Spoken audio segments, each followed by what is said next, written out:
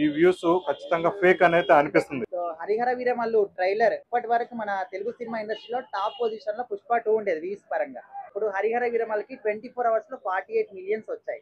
అయితే ఇప్పుడు fake views ఇవన్నీ కూడా డబ్బులు ఇచ్చి మరీ ఫేక్ వ్యూస్ తెప్పించుకున్నారు అంటున్నారు. సో మరి నిజం అనుకోవచ్చా? అవుననే అనిపిస్తుంది. ఎందుకంటే 'హరిహరాలు వీరమల్లు' ట్రైలర్ రిలీజ్ డేట్ సంగతి కానీ, ఎక్కడ రిలీజ్ అసలు యూట్యూబ్ ఈ టైం రిలీజ్ అయిద్దని సంగతి కానీ, దానికి ఒక బజ్ కానీ ఇవన్నీ చూస్తుంటే అసలు బజ్జే లేని సినిమా ఇంత వ్యూస్ రిలీజ్ అయినాక ట్రైలర్ రిలీజ్ అయిన 24 అవర్స్ లో 'పుష్ప 2' క్రాస్ చేసింది అంటున్నారు.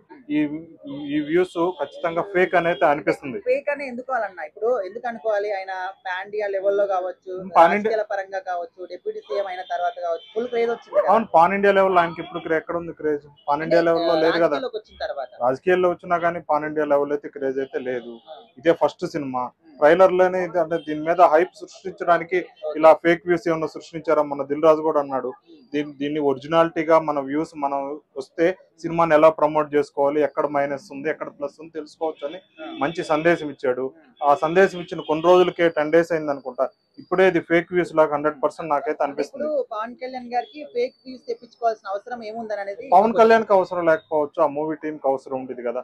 మూవీ పవన్ కళ్యాణ్ యాక్ట్ చేసి తన రెమ్యూనరేషన్ తీసుకొని పోతాడు.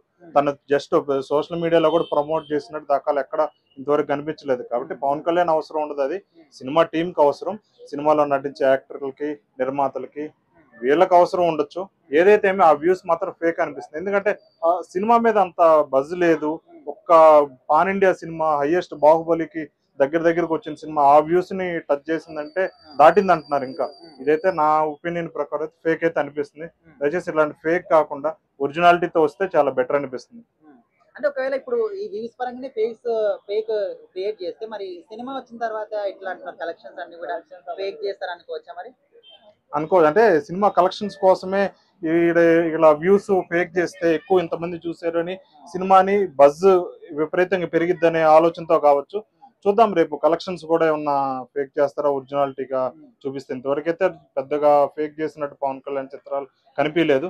అట్లానే ఈ సినిమా కూడా ఫేక్ చేయకుండా ఒరిజినాలిటీ కలెక్షన్స్ ఉంటే చాలా బెటర్ అనిపిస్తుంది. పవన్ కళ్యాణ్ దీనికి సంబంధించింది వాళ్ళ మూవీ టీం కి ఎక్స్ప్లెయిన్ చేయాల్సింది కోరుతున్నాం. ఇలా వద్దు, మన ఒరిజినాలిటీతో రావాలని చెప్పి పవన్ కళ్యాణ్ ఏదైతే వాళ్ళ మూవీ టీం కి చెప్తాడో దాన్ని ఫాలో అవుతారు. అలా కాకుండా దాన్ని పవన్ కళ్యాణ్ కూడా పట్టించుకోకుండా ఉంటే మాత్రం దీన్ని మరింత ఫేక్ ని మరింత ప్రమోట్ చేసిన వాడుగా ఇండైరెక్ట్ గా పవన్ కళ్యాణ్ అవుతాడు. కాబట్టి ఇలాంటిది ఒరిజినాలిటీతో రండి. హరిహర వీరమల్లుకి ఇప్పుడైతే బజ్ వచ్చింది, కొంచెం బజ్ క్రియేట్ అవుతుంది. ఖచ్చితంగా కలెక్షన్స్ ఎంతో ఒకట రికార్డ్స్ అనేవి కొట్టాలని కోరుకుంటున్నాం.